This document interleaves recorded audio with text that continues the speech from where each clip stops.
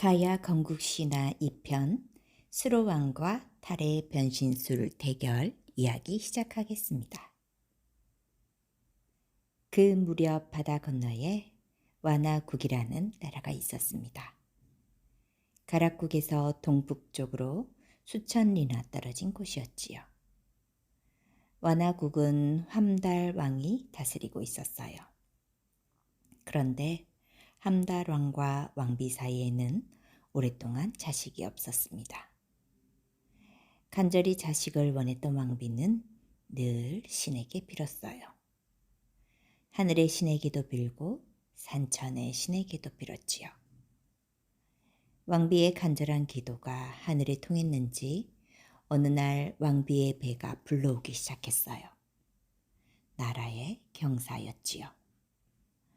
함달왕은 기쁨에 들떠 감옥에 갇힌 죄인을 풀어주며 아이가 무사히 태어나길 기원했습니다. 왕비는 1년 만에 출산을 했는데 낳고 보니 큰 알이었습니다. 함달왕의 실망이 이만저만이 아니었지요. 왕은 왕비에게 엄하게 명령했습니다. 사람이 알을 낳다니 이는 좋은 일이 아니요. 알을 멀리 가져다 버리시오. 왕비는 가슴이 찢어지듯 아팠지만 왕의 명령이라 어쩔 수 없었습니다. 그래서 알을 쇠로 만든 큰 함에 넣었어요. 그러고는 시녀들을 불러 산속에 버리라고 했어요. 그런데 한참 뒤에 시녀들이 놀란 얼굴로 뛰어들어왔습니다. 왕비마마, 왕비마마, 큰일이 났어요. 함 속에서. 무슨 일이냐? 천천히 말해보거라. 함 속에서 아이가 나왔습니다요. 저희들이 함을 수레에 싣고 가는데 이상한 소리가 들려서 열어보았더니 거기에 어린아이가 있었사옵니다. 그때 나이든 시녀가 어린아이를 안고 급히 들어왔습니다. 마마, 아무래도 알 속에서 나온 아이가 싸웁니다. 그래서 버리지 못하고 되돌아왔사옵니다. 왕비는 얼른 아이를 받아 안았어요. 아이는 엄마 품에 안겨 방긋방긋 웃었어요. 흐르는 눈물을 훔친 왕비는 엄한 목소리로 시녀들의 입을 단속했습니다. 당분간 이 일이 대왕마마의 귀에 들어가서는 절대 안 된다. 알겠느냐? 시녀들은 서로 눈짓을 주고받으며 모두들 제 입에 검지를 갖다 댔어요. 왕비는 알에서 나온 아이에게 탈해라는 이름을 지어주었습니다. 알을 깨고 나왔다는 뜻이었지요. 탈해는 왕비의 보호를 받으며 궁궐 깊숙한 곳에 숨어 지냈어요. 하지만 탈해는 보통 아이들과 달랐어요. 하루 이틀 사이에 키와 몸집이 눈에 보일 정도로 쑥쑥 자랐지요. 한 달이 지나자 름름한 소년이 되어 있었습니다. 그러나 반말은 쥐가 듣고 낱말은 새가 듣는다고 탈해의 비밀은 오래가지 못했습니다. 조금씩 궁궐 안에 소문이 퍼지더니 한 달쯤 지나 마침내 함달왕의 귀에까지 들어갔습니다. 함달왕은 크게 화를 내며 왕비를 불렀어요. 왕비께서 알에서 나온 아이를 몰래 키우고 있다는 소문을 들었소이다. 참말이요? 용서하여 주옵소서. 진작 말씀드린다는 것이 늦었사옵니다. 소문이 사실이었단 말이요? 함달왕은 주먹으로 상을 내리치며 목청을 높였습니다. 왕비는 울먹이며 왕에게 간청했습니다. 어미로서 차마 버릴 수는 없었사옵니다. 하늘이 우리에게 주신 아이오니 한 번만이라도 만나 보옵소서. 그러나 함달왕은 왕비의 간곡한 부탁을 뿌리쳤습니다. 그래서 내가 불길하다고 하지 않았소? 아래서 나온 아이가 이 나라의 왕이 될 수는 없는 일이요. 지금이라도 늦지 않았으니 멀리 보내시오. 보고 싶지 않소. 왕비는 다시는 내 명을 어기지 마시오. 왕비는 타레를 멀리 보낼 수밖에 없었습니다. 하지만 차마 타레 앞에서는 그 말을 입에서 꺼내지 못하고 있었지요. 그러나 타레는 이미 모든 것을 깨닫고 있었습니다. 자신이 이 나라를 떠나 다른 곳에 가서 왕이 될 운명을 안고 세상에 태어난 것을 말이지요. 타레가 먼저 왕비에게 말을 꺼냈습니다. 어머니, 떠날 때가 되었습니다. 말씀하지 않으셔도 다 알고 있습니다. 제가 가야 할 곳은 저 바다 건너에 있습니다. 왕비는 말없이 눈가에 흐르는 눈물을 찍어낼 뿐이었습니다. 타레는 작은 배에 남녀 종들과 보물을 싣고 길을 떠났습니다. 배는 바람을 타고 물결을 타고 한 달여를 달려 드디어 해안선이 보이는 곳에 도착했어요. 그곳은 가락국의 남쪽 바다였습니다. 타레는 땅으로 올라오지 않고 해변에서 조금 떨어진 곳에 닻을 내리고 하루를 머물렀습니다. 다음 날 가락국 사람들이 해변가로 몰려나왔습니다. 이상한 깃발을 꽂은 배가 바닷가에 도착했다는 보고를 받은 수로왕이 손님을 잘 맞이하라고 신하를 보낸 것이었지요. 사신들의 안내에 따라 나루터의 배를 댄 타레는 종두를 거느리고 수로왕의 궁궐로 갔습니다. 백길에 노고가 많았겠소이다. 그대는 어디서 온 누구시오?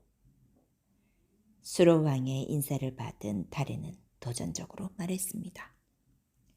나는 왕의 자리를 빼앗으러 왔소이다. 갑작스러운 타레의 말에 수로왕은 기분이 상했지만 점잖게 타이르며 말했습니다. 하늘이 나를 보내 이 나라의 왕이 되어 나라를 안정시키고 백성을 편안하게 하라고 하셨소. 그런데 누구인지도 모르는 자에게 왕위를 넘기고 백성을 맡길 수는 없소. 그것은 하늘의 명을 어기는 일이요. 나는 아래서 태어난 타레요. 왕에게 하늘이 있으면 나에게도 하늘이 있고 하늘이 내게 주신 능력이 있소이다. 한번 제주를 겨뤄보시겠소이까? 내가 지면 조용히 물러나겠지만 내가 이기면 왕위를 넘겨야 될 것이요. 타레는 수로왕에게 변신술로 싸우자고 제안했습니다. 수로왕은 그 제안이 마음에 들지 않았지만 타레의 버릇을 고쳐주고 싶어서 승낙했습니다. 좋소이다. 그대는 그대 말에 책임을 져야 할 것이요. 말이 끝나자마자 타레는 훌쩍 뛰어오르더니 참새로 변신하여 궁궐 지붕으로 날아올랐습니다. 그것을 지켜보던 수로왕도 미소를 지으며 훌쩍 뛰어올랐지요.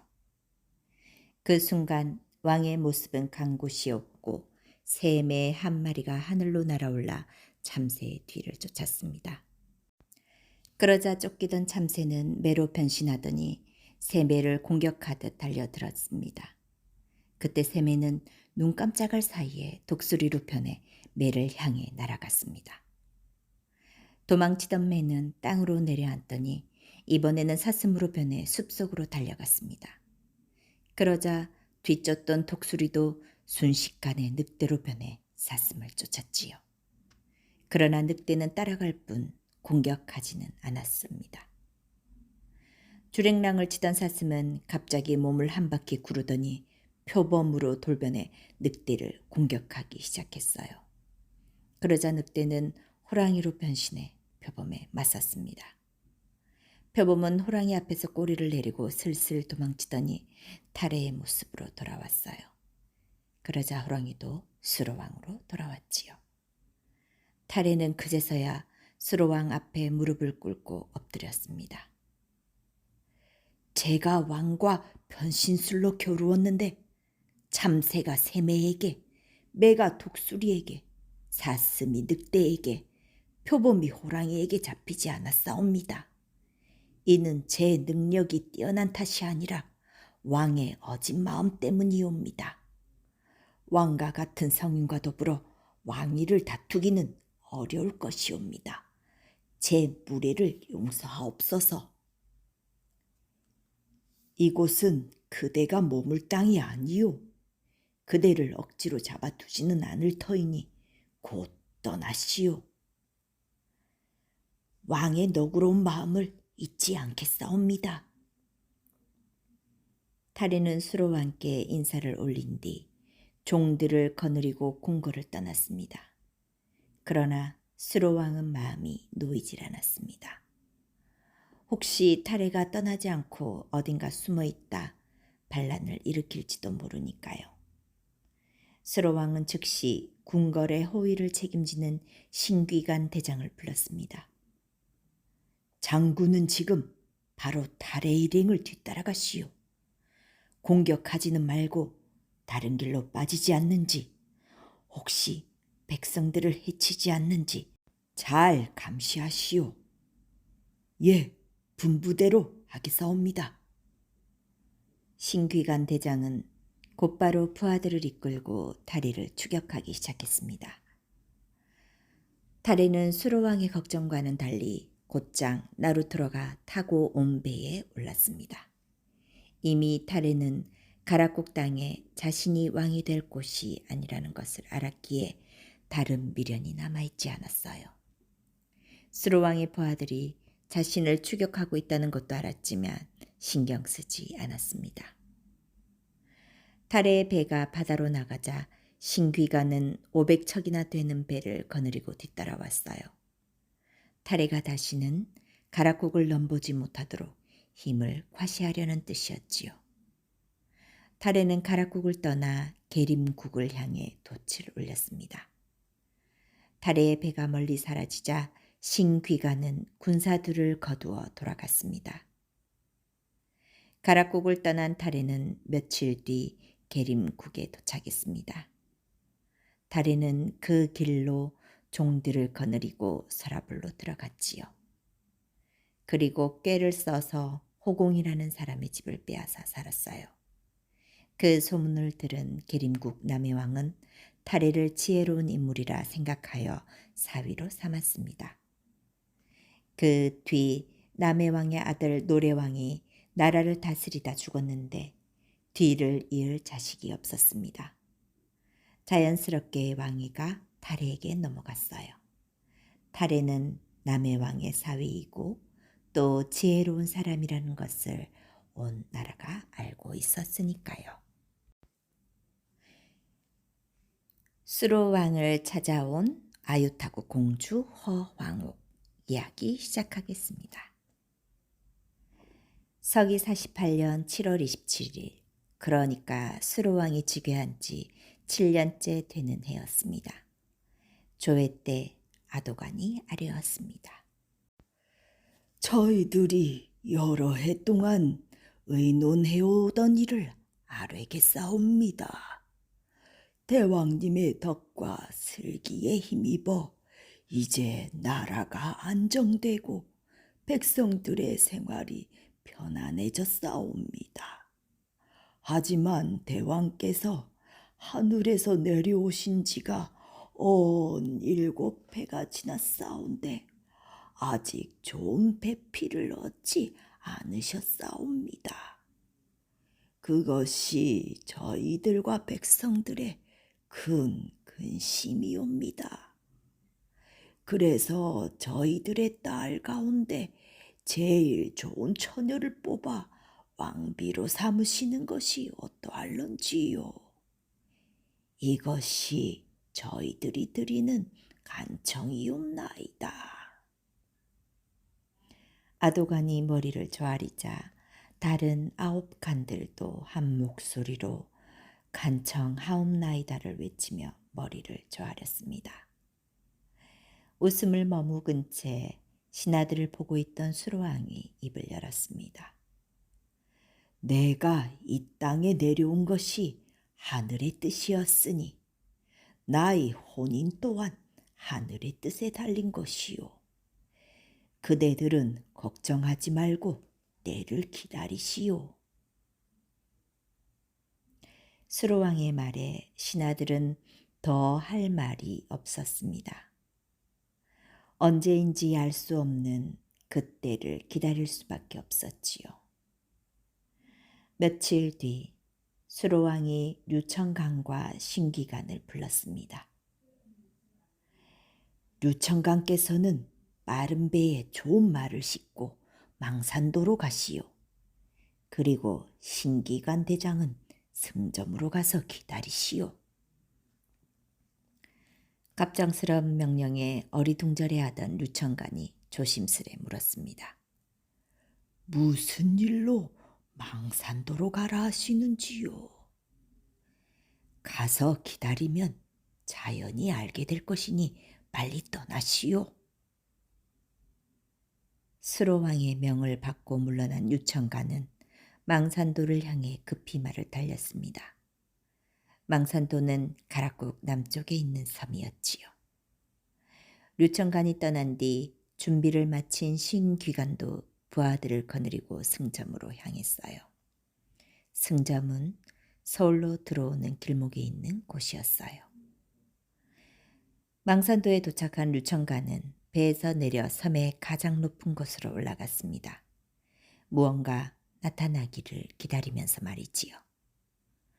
저물어 가는 서쪽 하늘을 보며 류청간은 왕께서 나를 보낸 것은 외국에서 오는 손님을 맞이하라는 뜻이 아닐까 하는 생각에 잠겨 있었어요.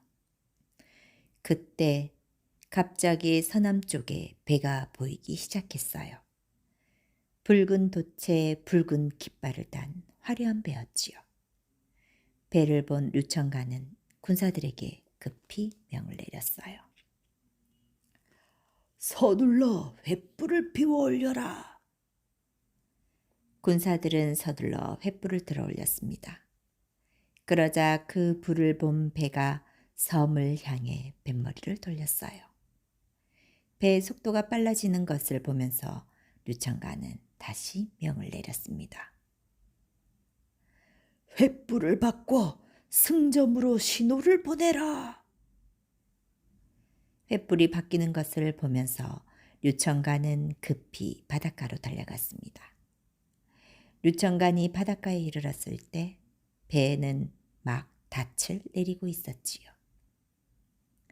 그런데 배에서 내린 사람들의 생김새가 가락국 사람들과는 많이 달랐습니다. 살갗은 구릿빛이었고 눈은 깊이 파여 있었지요. 옷차림도 붉게 지장한 배처럼 화려했어요.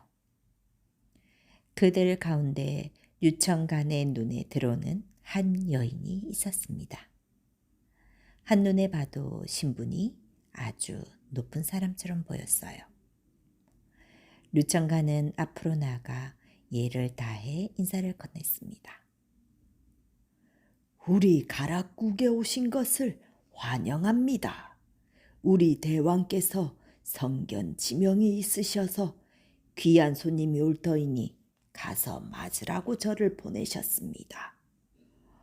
오늘은 날이 저물었으니 여기 머무시고 내일 제비를 갖춰 궁궐로 모시겠습니다.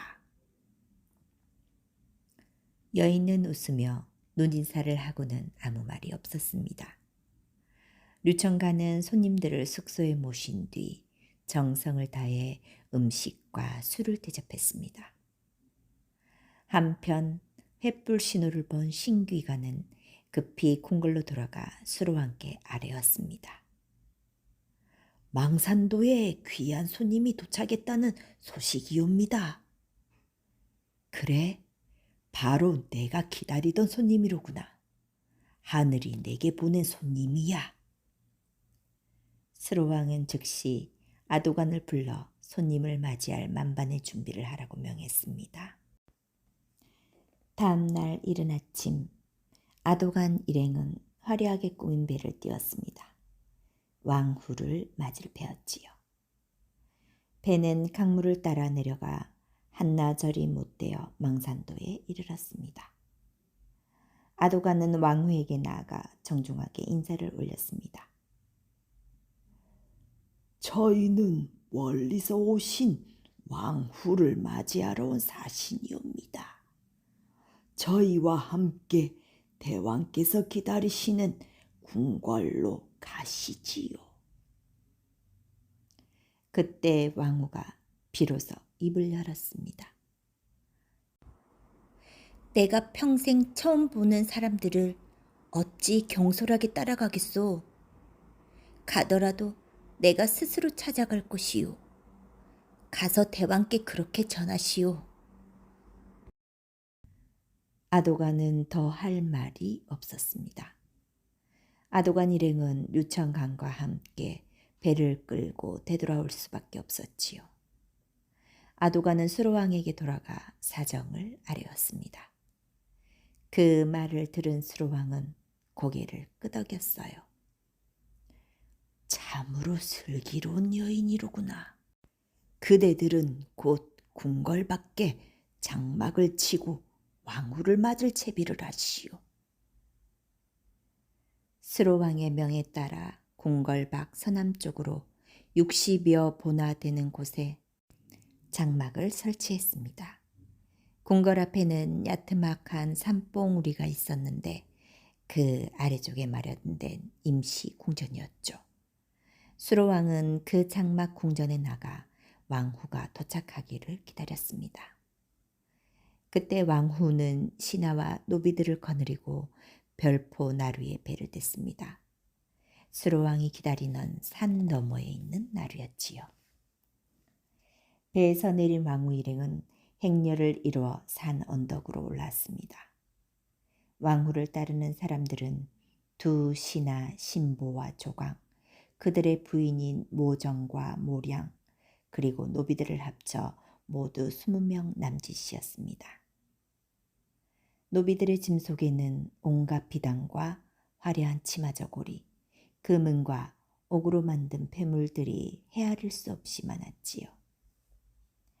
앞장서 산길을 돌아가던 왕후가 문득 걸음을 멈추었습니다.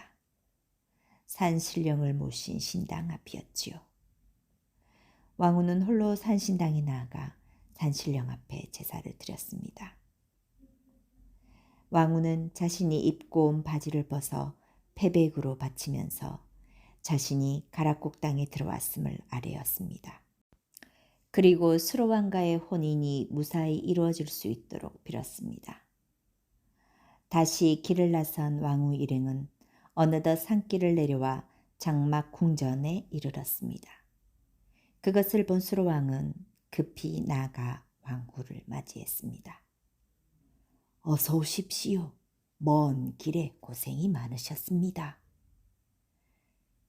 수로왕의 인사에 왕후는 가볍게 고개를 숙여 답례를 했습니다.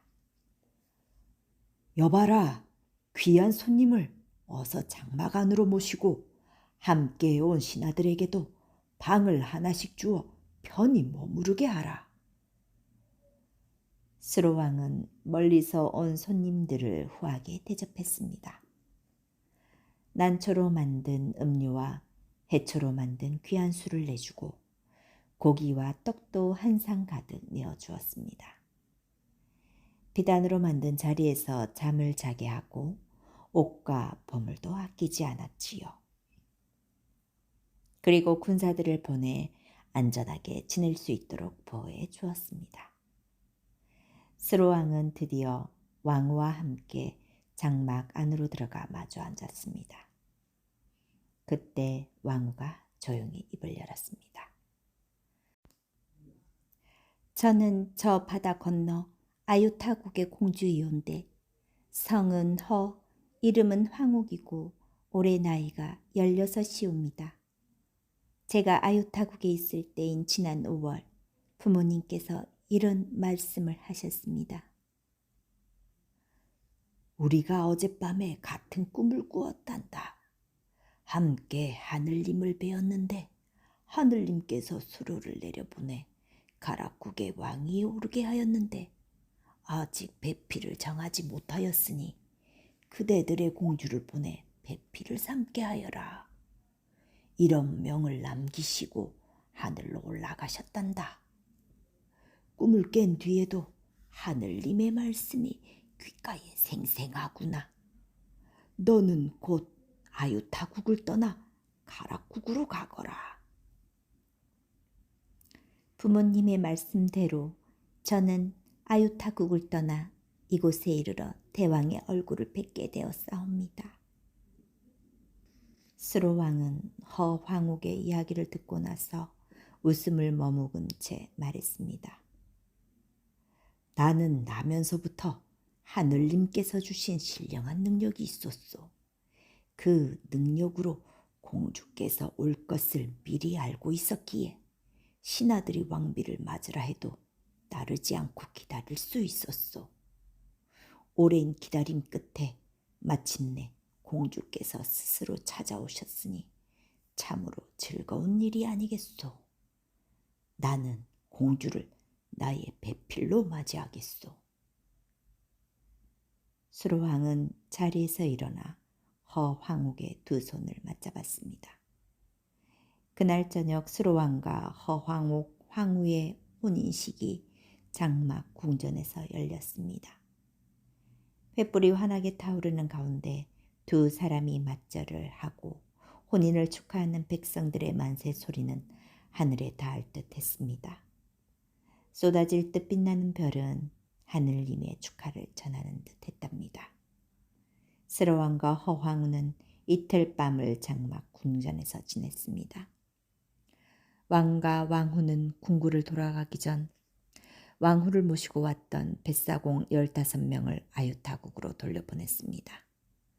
신보, 조강 부부와 노비들은 왕후를 모시기 위해 남았지만 뱃사공들은 남아있을 이유가 없었지요. 아유타국으로 돌아가 공주의 소식을 전할 사람도 필요했으니까요. 수로왕은 백사공들에게 각각 쌀 10섬과 배 30피를 선물로 주었습니다.